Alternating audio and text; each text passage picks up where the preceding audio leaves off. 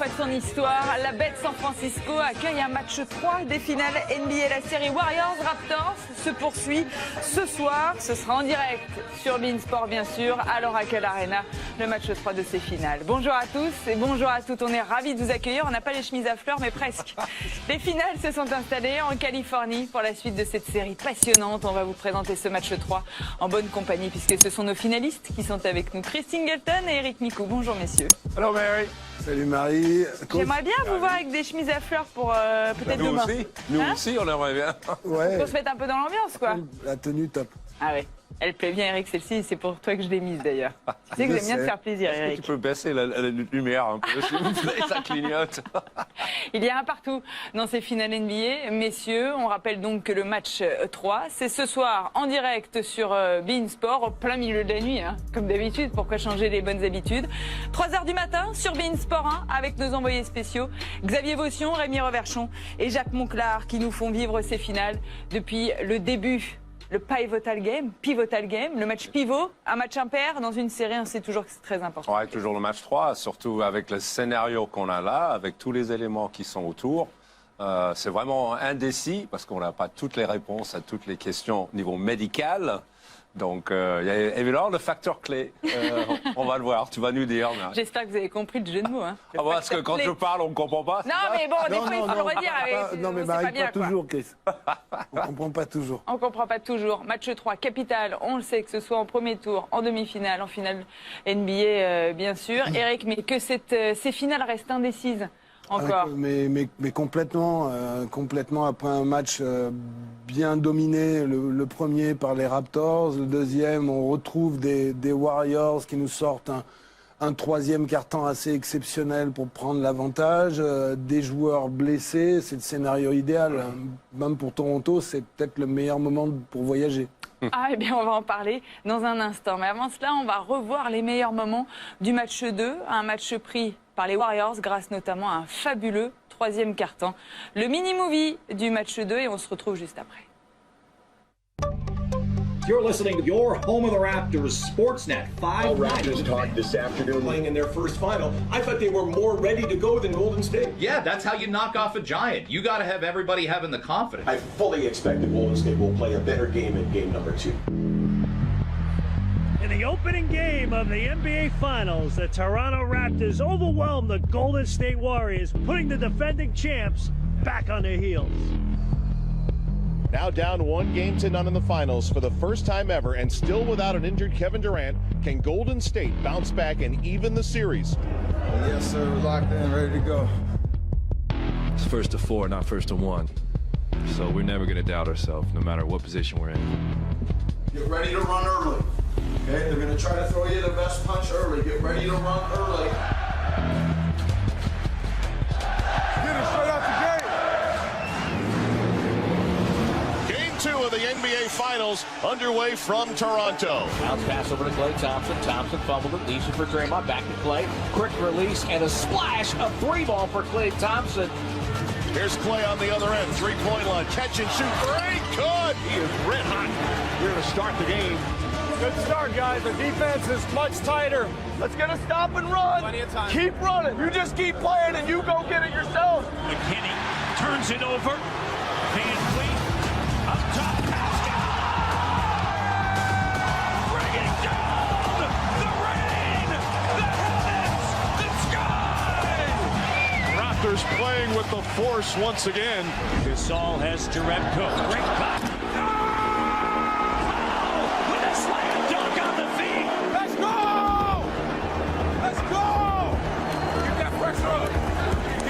Stolen by Van Fleet. One man to beat. Van Fleet to the basket, lays it in. They're going to pick it up. Kawhi with 6 to shoot, makes his move to the three-point line. Has it ripped away. It's loose at half court. Chases down. Curry's got it. Curry behind Gasol. Lays it around and in. Curry now with 14 points. They do a good job of hanging around. It seemed like in the last couple of weeks, Golden State's trailing every game. Again, it's a team that time and time again, they never overreact. Klay Thompson, quick release, and a splash! If you didn't think this Golden State team was going to go down fighting and put a run together, then you don't know this team. Raptors hanging on for dear life. Cousins to the cutting. Klay Thompson, left-hand finish. Cousins has made a big impact. Steve Kerr made a tough decision, and the big fella has rewarded that faith by making plays and getting it done defensively also. Cousins drives and finishes. DeMarcus Cousins now in double figures. What an avalanche here from Golden State. Cousins to Cook. Cook tries it. Knocks it down. Quinn Cook off the bench. Golden State leads by 10. We gonna go on a run of our own. Stay with it. Stay with it. We gonna go on a run of our own. Just regroup here a little bit. Keep playing. Okay? Cut a little harder. Work a little harder to get open. Let's go. Just get a bucket and a stop right here. Let's go. Leonard harassed by Green. Foul. Shot's good and one. Raptors still alive. 5-point game. 5-point game, baby. Let's get it. Let's get it. Let's get it right here. 33 seconds to play. Gasol taps it out. Siakam out to Green for three. Raptors down 2. Do you foul or not right now? You got to trap him to get it out of his hands. Curry throws it. Livingston has it. Back to Iguodala. Iguodala puts it up. Launches a three. Buried it! He buried it with 5.9 to go. Andre Iguodala with a Game 2 dagger. The final horn goes, and the Warriors captured Game 2 here in Toronto. It feels amazing, man. It feels amazing. And the finals are all even at a game apiece. You know, you got to come on the road and get a win. You know, it's always great to kind of relieve that pressure. Now we got to go home and take care of business. We're in the same boat they're kind of in coming here. You know, we got to go out there and get one. Right? That's all we got to do is get one. And we can do that. That's what we came to do. We got to take care of home court. Dub Nation, get ready. Les finales ont donc quitté le Canada après cette victoire des Warriors à l'extérieur. Le collectif des Warriors a fait la différence, on peut dire. Le jeu des Warriors des deux côtés du terrain, ils ont été capables de... On attendait un niveau de défense qui monte d'un cran. Ils ont commencé déjà par faire des stops. Et ensuite, le rythme en attaque, le partage du ballon, on a retrouvé le vrai jeu des Warriors des deux côtés du terrain. Et encore une fois, ces finales ont fait un carton d'audience au Canada. Vous le savez, chaque match bat des records et encore un record historique pour un match NBA au Canada avec au moins 10 millions de personnes qui sont passées devant ce match NBA, ce match 2. 4,3 millions de Canadiens en moyenne devant leur télévision. En revanche, aux États-Unis, les audiences sont assez moyennes avec 10% de part de marché. Ce ne sont pas de bonnes audiences pour des finales NBA, mais la NBA s'exporte bien, et notamment au Canada. Elle pourra augmenter peut-être les audiences aux États-Unis si le suspense reste entier dans ces finales. Oui, je pense. Il y aura beaucoup d'anticipation. Mais on a vu la preuve aussi que même si vous avez 50 000 personnes, ça ne change pas dans la performance. Parce que tout simplement, la différence entre le match 1 et le match 2, c'est défensivement, les Warriors avaient plus d'énergie que les Raptors. Ils ont défendu. Ils ont marqué le même nombre de points en attaque, les Warriors. Ils ont eu le même pourcentage à 2 points, le même pourcentage à 3 points. Pas les Raptors. Les Raptors, Siakam a mis 9 shoots de moins. Van Fleet... Kyle Lowry aussi était en Kyle Lowry. Et puis voilà, ils étaient poussifs en attaque. Mais c'était grâce à la défense et la réaction des Warriors qui étaient plus durs physiquement. Tout le monde s'est installé donc à l'Oracle Arena ou dans ses alentours déjà pour dormir, mais pour s'entraîner. C'est bien là que l'on a retrouvé les deux équipes hier avec un entraînement qui s'est déroulé très tranquillement. Et bien sûr qu'on avait énormément les yeux braqués du côté des Warriors pour savoir qui allait se présenter à cet entraînement. Il était là. C'était Klay Thompson que l'on attendait. Vous le savez, il est sorti blessé lors du match 2. C'était lors du 4e quart-temps. Il souffre aux ischio-jambiers. Stephen Curry était là aussi. Il y avait de nouveau un très grand absent. Il s'appelle Kevin Durant qui ne s'est pas présenté à l'entraînement. Kevin Looney non plus. Beaucoup d'interrogations autour des joueurs qui vont se présenter lors de ce match 3 du côté des Warriors qui ont donc retrouvé leur maison. On va peut-être, avant de faire le point sur l'infirmerie, écouter Steve Kerr pour savoir qui va jouer ou qui ne va pas jouer lors de ce match 3. Kevin won't play tomorrow, but he's ramping up his exercise routine, his workouts. Klay is day-to-day, so he's questionable. And Loon is out, for the series. So there's your medical update. He says he's feeling well and that he's feeling a lot better today than he did yesterday. And he thinks he'll be ready to go. But yeah, as I said the other night, Klay's always going to say he's ready to go. And what we'll have to determine is that a risk? If he plays, are we risking anything? Obviously, I'll do anything I can to be out there, but it's all in their hands, and if there's any pain, it'll be a no-go just because of the position we're in. This could be a longer series, so there's no point in trying to go out there and re-aggravate it and potentially keep myself out of the whole entire finals instead of just one game. So, like I said, it'll be a game-time decision, but I really want to be out there. Ils sont toujours très bons dans la com, les Warriors. En tout cas, on va faire le point sur l'infirmerie de ces Warriors. On en parlait déjà il y a 2 jours. Une certitude, on ne verra pas Kevin Durant, qui est donc toujours touché au mollet. On ne verra pas Kevin Looney non plus, qui souffre d'une fracture costale et qui est out jusqu'à la fin de ces séries. Questionable, Klay Thompson, énorme point d'interrogation sur sa présence lors du match 3. Ou pas, ils sont disponibles. DeMarcus Cousins qui a été énorme lors du dernier match au Canada et André Iguodala qui a lancé ce fameux coup de poignard en fin de match. On pourra compter sur eux pour les Warriors pour ce match 3. La grosse interrogation, elle est du côté de Klay Thompson, Eric. Ouais, bien sûr, Klay Thompson, Steve Kerr qui le dit bien, si ça dépendait que du joueur, il jouerait. Avec une douleur ou pas. Le problème, et comme il le dit bien aussi Klay Thompson, le problème c'est est-ce qu'on prend un risque d'aggraver la blessure alors que cette série a tendance à aller, elle va sans doute aller assez loin. Donc aggraver une blessure et être out pour le reste de la saison, des finales, c'est une grosse prise de risque. Et on sait que sans Klay Thompson, les choses se compliquent quand même énormément pour les Warriors, en connaissant tout ce qu'il apporte des 2 côtés du terrain. Oui, parce qu'il demande beaucoup d'attention défensivement, il faut que tu le trouves. C'est un élément vraiment important dans le jeu des Warriors, parce qu'il est toujours un joueur en mouvement, sorti d'écran. Il défend très bien. Ce qui peut être un peu inquiétant dans la vidéo qu'on a vue, c'est qu'il prend des shoots statiques. Oui. Le vrai question va être quand il court, quand il coupe. Est-ce que ça ne fait pas partie un petit peu de l'intox, entre guillemets, que pourraient mettre en œuvre les Warriors autour de ces blessés? On sait qu'on ne connaît pas la véritable nature de la blessure de Kevin Durant depuis qu'il est blessé.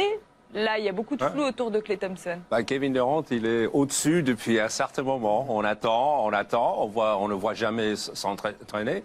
Donc on peut se poser des questions sur la nature vraiment de sa blessure. Le discours de Steve Kerr, pour moi, est plus vers Klay Thompson ne jouera pas parce que c'est trop risqué. Et puis ils ne sont pas dans une position vraiment d'urgence.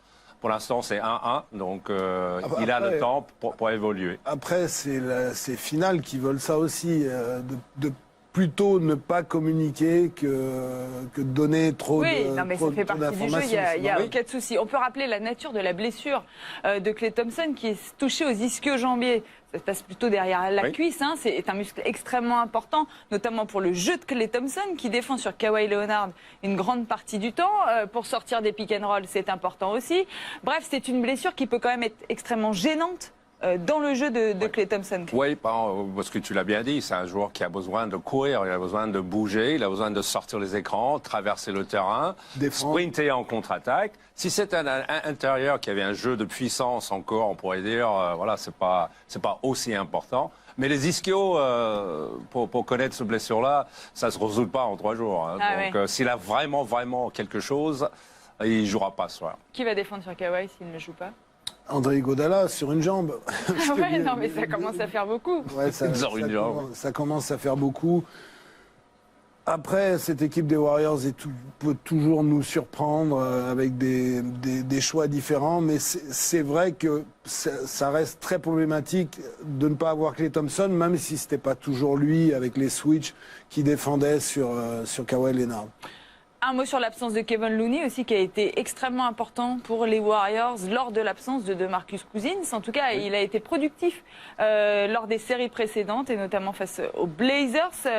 Ils ont quand même de quoi faire derrière les Warriors. Il y a Jerebko, il y a Bogut qui ont montré qu'ils pouvaient être présents, par exemple. Oui, ils peuvent. Ça tombe bien. On a vu l'évolution du temps de jeu des Marcus Cousins, 8 minutes, ensuite 28 minutes. Ils vont pouvoir compter sur lui. Après, on ne va pas comparer les deux joueurs, mais il n'y a pas photo. Avec un Demarcus Cousins qui retrouve sa forme, c'est beaucoup plus fort qu'un Kevin Looney. Par contre, problème de faute, il va falloir aller chercher Bogut, il va falloir jouer sans doute plus petit, et ça peut être problématique face aux intérieurs des Raptors. On va revenir sur la performance de Marcus Cousins, qui lui va donc être là. Il semble être bien dans ses finales. Il a eu un premier match pendant lequel il a dû un petit peu retrouver ses marques. Le deuxième match a été excellent avec ce double-double de Marcus Cousins, extrêmement appliqué, qui montre en tout cas qu'il peut pallier certaines absences. Oui, parce que c'est surtout l'élément qui manquait un petit peu dans le match 1, c'est-à-dire cette application physique. Et puis, de Marcus Cousins, il faut jamais oublier que c'est un joueur qui peut être régulièrement, quand il a un temps de jeu, à 25 points, 10-12 rebonds. Donc, c'est vraiment un joueur poste 5 top de l'NBA. Et en plus, pour ça, la blessure de Looney est moins problématique parce qu'on a enlevé la poussière de Bogut aussi. On l'a mis sur le terrain et puis il était productif. Il connaît le jeu des Warriors. Donc, vraiment, sur le poste 5, ils sont couverts. Dans le duel avec Marc Gasol, il était ciblé. Donc, c'est vrai que son apport en attaque, en défense et à la passe, en point de fixation, c'est du très haut niveau, là où ils avaient justement été dominés par Gasol. Klay Thompson sera là ou pas? Kevin Durant ne sera pas là. Sur qui les Warriors vont-ils compter ce soir? Sur Stephen Curry, bien sûr, leur leader indiscutable qui, sur ses finales NBA, tourne à 28,5%, 39% de réussite, 37% à 3 points. Il a souffert de déshydratation lors du match 3. Il a envie de marquer de son empreinte ces finales. On va le voir énormément avec le ballon ce soir. Oh oui, parce que ça va être clairement l'option numéro 1. C'est déjà à la base, ça l'est maintenant. Mais c'est vrai que ce qui est vraiment incroyable avec ce joueur, on parle toujours de son adresse, de ce qu'il fait, mais il fait tellement autre chose sur les drives. C'est un joueur avec un QI basket très élevé. Il va faire ce qu'il faut en attaque pour trouver ses shoots. Et les autres vont travailler pour lui. Attention à la boîte. Attention à la boîte. Une boîte sur Stephen Curry ce soir. Nick Nurse va reproposer une boîte avec un joueur et puis 4 joueurs en zone. C'est la bonne option défensive pour vous? Il faut le couper du ballon. À partir du moment où il est coupé du ballon... Oui, mais on laisse d'autres libres, du coup. Oh oui, mais moi, je laisse tout le monde libre et je le sors du match. On sait que ça va être le baromètre. S'il est le seul ce soir, s'il n'y a pas Klay Thompson... faut stopper Curry. Ouais.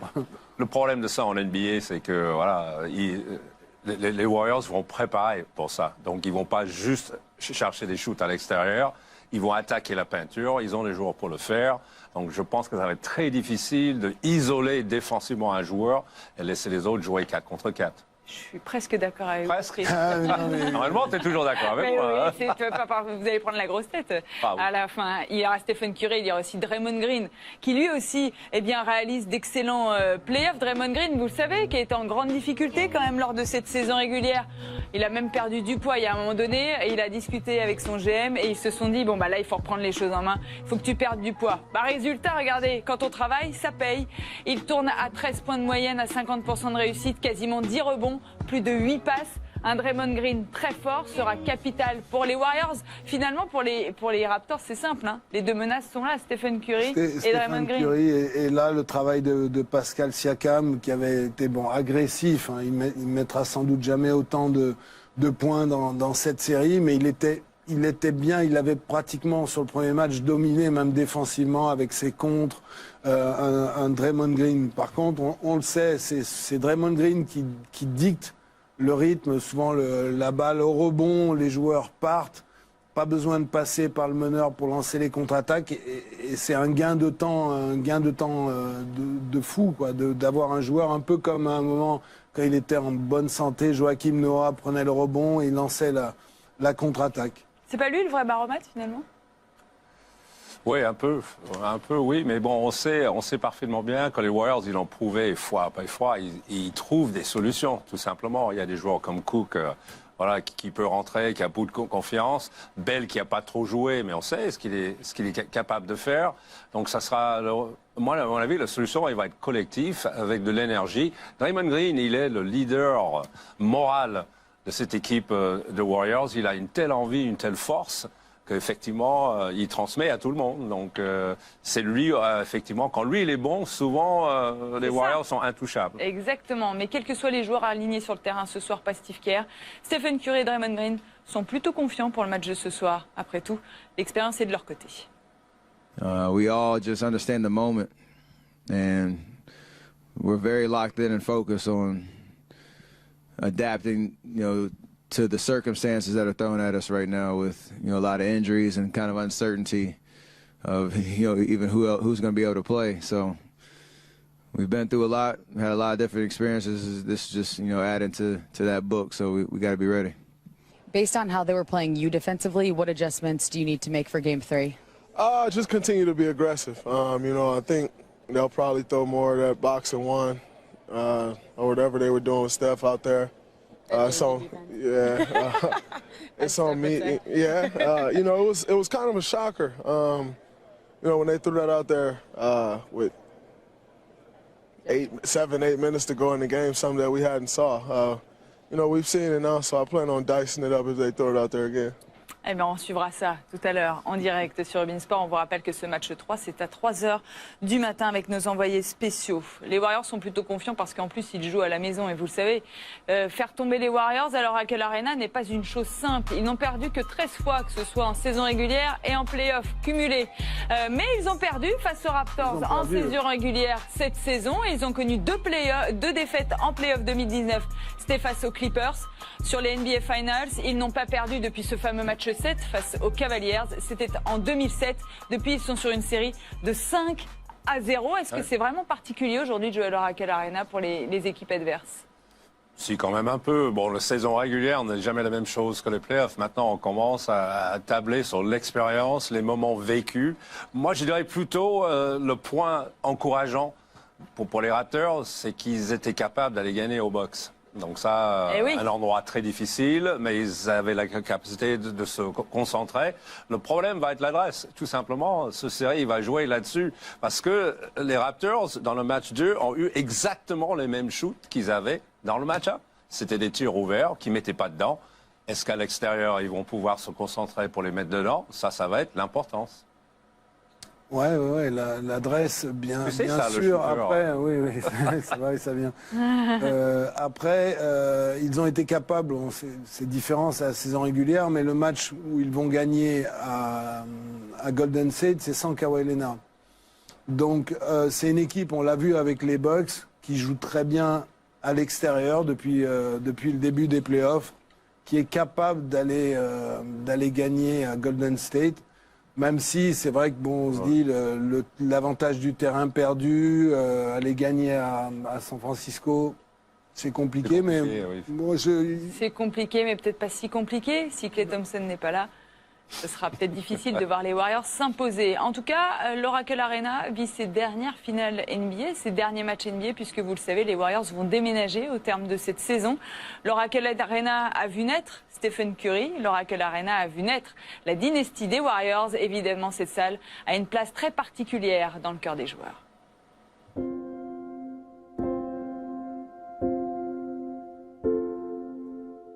Oracle is home.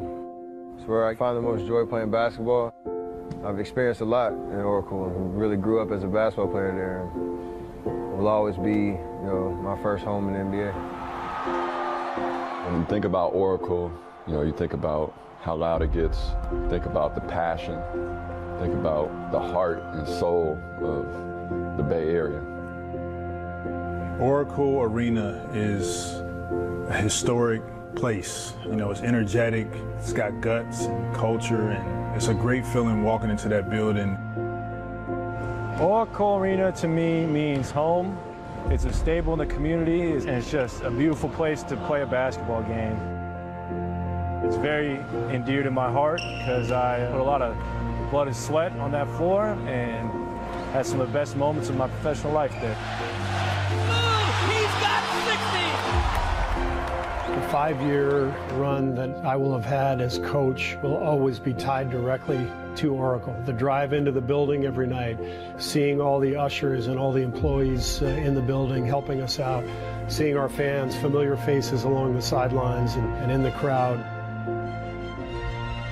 It's just a special place. So many different people come to watch us play from different backgrounds all around the Bay Area, and there's so much love in the building every time we play. And as basketball players, when we're going out there and doing our job, that support is very needed, and we really appreciate it. So Oracle is just full of love. Oracle to me means a lot. Obviously, it's the only home arena I've had since I've been in the NBA. I feel like I've grown up right in front of the fans in Oracle Arena. I won a championship in Oracle Arena, brought 3 championships back to Oracle Arena. It's a special place, and it'll always mean a lot to me.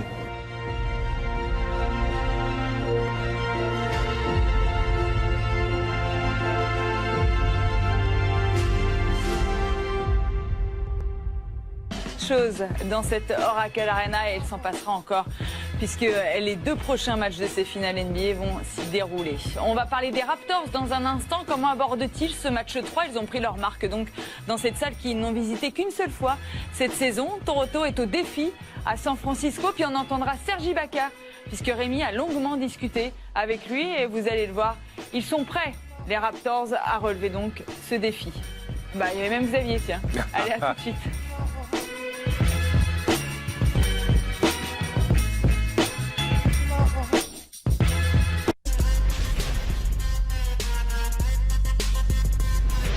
De l'ambiance à Toronto, mais il y aura de l'ambiance ce soir aussi à l'Oracle Arena. On l'attend tous, cette supportrice des Warriors qui nous régale depuis plusieurs années. Maintenant, on attend 20 000 personnes dans la salle des champions en titre qui vont accueillir donc ce match 3 des finales NBA face aux Raptors, et ce sera à vivre bien évidemment en direct sur beIN Sport. Elle vous énerve, Eric? Je peux plus. Mais parce que c'est jaloux de son rire, de son swag. Ouais, mais de son swag avec son pull d'hiver là. Non, bon, je préfère encore Drake.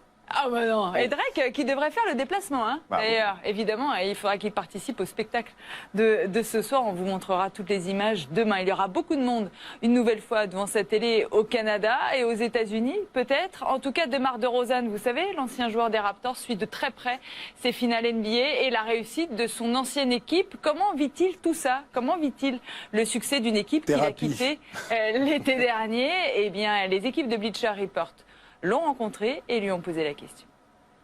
What's DeMar thinking watching the Raptors playing? So what is DeMar thinking? People gotta understand, like, my best friend is Kyle. For Kyle Lowry. So I'm rooting for my best friend, to do well, to accomplish something that we tried to do all them years, and he has the opportunity to do it. So all them guys on that team, they know, I'm rooting for him.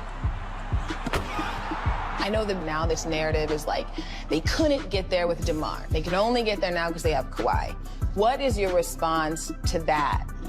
Honestly, I don't even think I said this. I probably said this to my own inner circle, but if it wasn't for all the years and groundwork that I did before then, none of them things would have been possible. Yes, I fought, I sacrificed, I pushed the limits to where I had to be the sacrificial lamb. You just have to sit back and understand, like, you know, you are the reason so many things was even possible. It's up and good with 1.9 remaining. To their credit, they probably felt like it was time to see what we could get to make that next jump. L'agneau sacrifié. Ouais, moi c'est un peu ce qui m'est arrivé quand j'ai dû partir de Georgetown et laisser la voie libre pour Allen Iverson. Ne vous quittez pas, Eric. Hein. C'est à peu près le même scénario. Hein. Oui, exactement le même.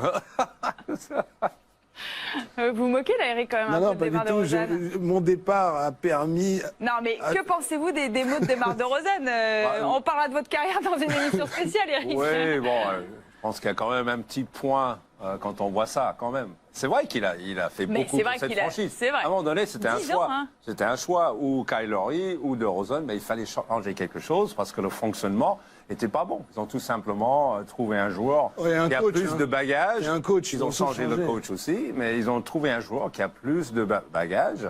Voilà, défensivement, offensivement. Mentalement. C'est un bon changement avec le reste, l'arrivée de Gasol et tout ça. Ils ont construit une équipe meilleure que celle avant.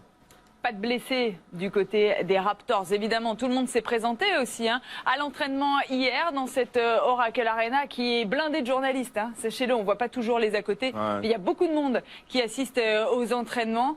Tout le monde est présent du côté des Raptors. Tout le monde est bien physiquement. Une petite interrogation quand même, encore une fois, autour de Kawhi Leonard. Est-ce que sa jambe le fait encore souffrir? Il est vu boiter. On le voit beaucoup boiter, notamment au terme des matchs. Fred VanVleet, lui, eh bien, s'apprête peut-être à nous offrir un très grand match. En tout cas, lui, il est bien présent dans ces finales. On attend aussi un très grand Serge Ibaka. Serge Ibaka qui a rencontré nos envoyés spéciaux, Xavier Vaution, Rémi Reverchon et Jacques Monclar, qui étaient donc présents hier à l'Oracle Arena. Ah, la Californie, ses Warriors et son soleil. On est bien content de vous retrouver ici parce qu'on a tous sorti les t-shirts, ça nous change un petit peu de Toronto et puis on a pu assister accessoirement à l'entraînement des deux équipes avant ce match 3 qui a donc lieu ce soir. On a surtout vu les Warriors qui ont commencé, c'était l'ordre prévu aujourd'hui. Xav, des Warriors qui n'étaient pas tout à fait les mêmes que ceux d'il y a 2 jours à Toronto. Hein. Non, c'est marrant, d'un coup c'était très bonne ambiance, ils étaient tous là, ils avaient l'air très contents de s'entraîner, toujours en musique hein, par contre, ça ils ont fait péter le son. Non, c'était voilà, tranquille, ça va beaucoup mieux chez les Warriors et évidemment on s'est tous intéressés. En même temps, on n'a pas eu besoin de forcer beaucoup à Klay Thompson, parce que Klay Thompson, on le sait, est incertain pour le match de ce soir et donc bah voilà, on regardait un petit peu s'il allait être là, pas là. Alors non seulement il était là, et en plus de ça, c'est lui qui s'est entraîné le plus longtemps, même pendant la session d'interview. Au début de la session d'interview, il était encore sur le parquet, à prendre des shoots. Alors bien sûr, c'est mon habitude, hein. Pour moi c'est plus de la communication qu'autre chose. C'est regardez, je suis prêt. Je ne sais pas si ce sera vraiment le cas. Moi j'attends de voir ce soir s'il sera vraiment là ou pas. Tout ce qu'on sait, en tout cas, c'est que Kevin Durant, lui, ne sera pas là.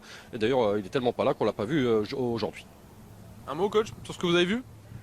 Oui, c'est vrai que l'ambiance était totalement différente, qu'on a vu Steph Curry et Klay Thompson beaucoup shooter, qu'on a vu aussi beaucoup de communication, Steve Kerr avec Klay Thompson, Steve Kerr avec Steph Curry. On a vu des choses intéressantes. Maintenant, il y a peut-être de l'intox, il y a une différence entre prendre des shoots et être capable d'accélérer, changer de direction défensivement. En attaque, un joueur peut toujours contrôler ses déplacements. Mais en défense, on dépend des déplacements de l'adversaire. Donc on verra. Tout ce qui est musculaire est dangereux. Mais en tout cas, ils ont bien joué le jeu. Et ça c'est pour les Warriors. On a évidemment pu assister à ce qui se passait côté Raptors aussi. Et cette fois, après avoir discuté avec Andrew Bogut et Jonas Valanciunas, j'allais dire. Jerebko, merci. Pardon, j'avais piscine. Et après avoir discuté avec 2 Warriors, on a pu discuter enfin avec un joueur des Raptors, Serge Ibaka, qui a fait l'effort, et c'en est un pour lui, sachez-le, de nous parler en français. Donc c'est très sympa et je vous propose de l'écouter, Serge. On se retrouve donc à Auckland à un partout dans ces finales NBA. Ouais. On peut pas s'empêcher, enfin moi en tout cas je peux pas m'empêcher de me dire que vous étiez pas loin, vous auriez pu revenir à 2-0 ici.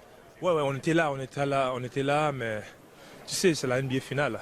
On joue contre les Golden Warriors, ça c'est pas n'importe qui, c'est pas n'importe quelle équipe, tu vois. Et quand vous jouez contre les Golden State Warriors, vous faisiez les erreurs comme on a fait au Game 2, ça te coûte cher, ça va te coûter cher. C'est comme ça on a perdu le match. C'est quoi ces erreurs en particulier? Qu'est-ce qui vous a coûté ce match 2 au final? Les petites erreurs, par exemple, rentrer en défense, ça c'est plus important contre eux parce qu'ils ont, avec Clay et Stephen Curry, l'équipe doit faire un bon boulot, bon job de revenir en défense et de se placer, quoi. Et la communication aussi, c'est très important. D'accord. Match 3 donc, qui arrive là maintenant, est-ce que j'imagine que vous avez fait que ça, en discuter déjà, tu as une idée déjà des ajustements, les choses à modifier dans votre jeu pour aller en chercher un de plus? Ouais, bien sûr, on va motiver, comment on dit, comment je dis, Dis-moi, quel mot tu cherches? Français aussi. Je sais. Can I say that in English? Vas-y, en anglais, in English. Yeah, in English, yeah. We're gonna change, I'm sure we're gonna change. We're gonna change a lot of things. Mais pour ce moment-là, on attend que le coach nous dise qu'est-ce qu'on doit changer ou pas. Il faut expliquer que Serge parle pas souvent français, c'est ça le truc. Non, mais je suis habitué à parler l'espagnol et le français, tu vois, mais ça va, on essaie. Pratiquer le français, on va essayer, mais c'est pas facile. C'est pas facile parce que là, maintenant, ça fait 10 ans que je vis en Amérique, donc tu dois d'abord pratiquer l'anglais, et donc parfois il n'y a pas le temps, mais on essaie toujours. Est-ce que tu as gardé des liens, des contacts avec les Kevin Durant, les Russell Westbrook, les James Harden de l'époque? Oui, on se parle, on est toujours potes, c'est mes gars, on se parle, surtout quand on se voit et on se parle. Mais là, par exemple avec Kevin, on ne peut pas trop parler. C'est la NBA finale, il est très compliqué, donc, mais après sinon on est toujours amis, quoi, c'est la famille.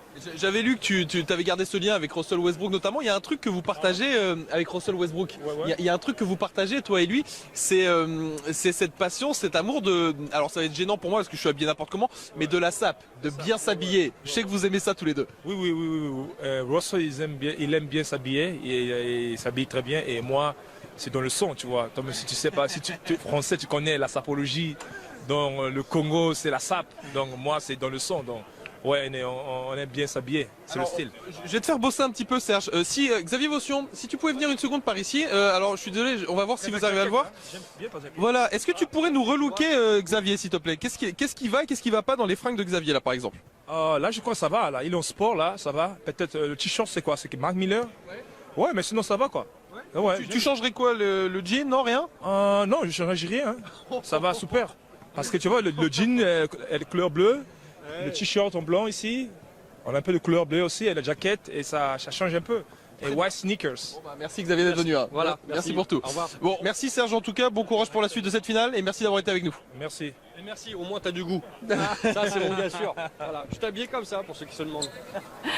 Un grand merci à Serge Ibaka d'avoir répondu en français aux questions du champion de France d'aviron, ne l'oublions pas.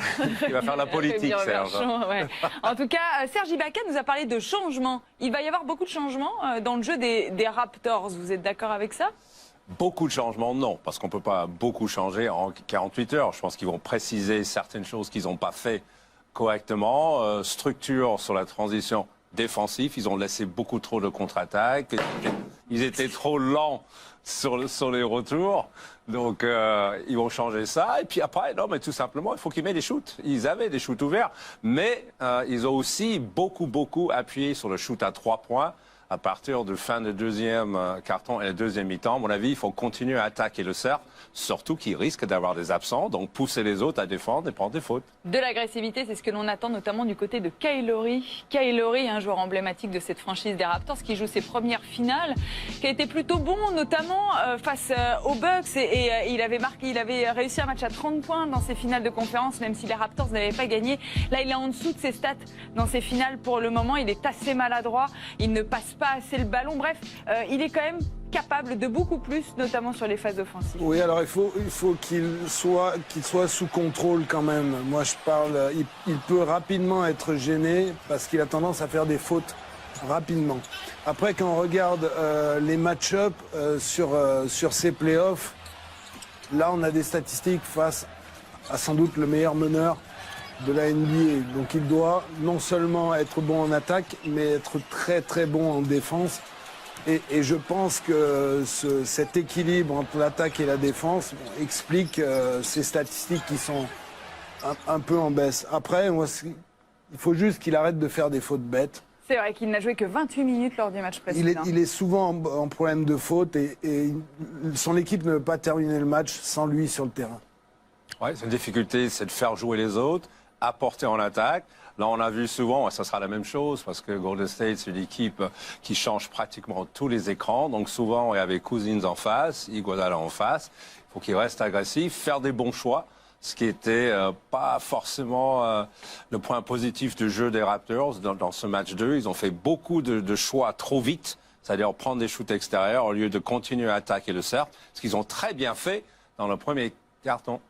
Voilà les changements que l'on attend pour les Raptors, des changements d'attitude essentiellement. On ne va pas parler de Kawhi Leonard et de ce qu'il va nous faire, on va parler des achats de Kawhi Leonard. Un petit bonjour à Stéphane Plaza qui l'a peut-être aidé à trouver sa nouvelle maison à Toronto. Selon plusieurs sources des médias notamment canadiens, Michael Landsberg et David Thorpe, les Raptors ont fait ce qu'il fallait en l'état actuel. Il est difficile d'imaginer le voir partir cet été à Los Angeles, mais il ne signera pas un contrat à long terme. Il devrait signer 1 ou 2 ans à Toronto. Il a acheté une propriété dans la ville. Donc tout le monde s'excite. Vous le savez que Kawhi est free agent.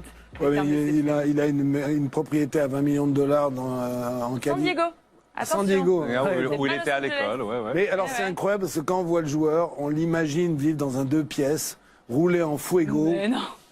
Mais vraiment pas. Il mange des kebabs, bah oui. Mais oui, il est tellement dans son monde. Lequel de vous deux a cassé sa tirelire pour assister au match 4 un match à l'Oracle Arena, en tout cas, c'est pas vous? Non. Parce qu'il y en a un qui a dépensé $100 000. Un petit peu plus de $100 000 pour avoir 2 sièges courtside à l'Oracle Arena. C'est un record battu, plus de $50 000 la place. On peut vous rappeler qu'une place pour la finale de Coupe du Monde de football en Russie, ça a plafonné à 1 000 €. Je pense que quel que soit le prix, Drake, il n'aura pas un siège courtside. Ah, vous croyez qu'il sera tout en haut? Peut-être. Non, mais le gagnant, c'est celui qui a vendu sa place. Avec les gens qui saignent du nez, il va être en haut. Qui a pris son abonnement il y a 25 ans et qui a plus. En tout cas, il a fait une très très belle affaire. On n'a pas des places à vous faire gagner. On est désolé, on a juste ça à vous faire gagner. Vous pouvez gagner ce joli package d'équipements Warriors. Vous nous trouvez le nombre total de points de Stephen Curry sur les games 3 et 4. Vous tweetez ça via le hashtag NBA Extra et on vous donnera les vainqueurs au terme du match 4. On regarde le match ce soir à 3h, on vous le rappelle. Et on se retrouve demain, messieurs, 12h45 pour le débriefing de ces finales si mystérieuses mais si passionnantes. Merci, messieurs. Thank you, Mary. Merci, Marie. À demain. Bonne journée à tous.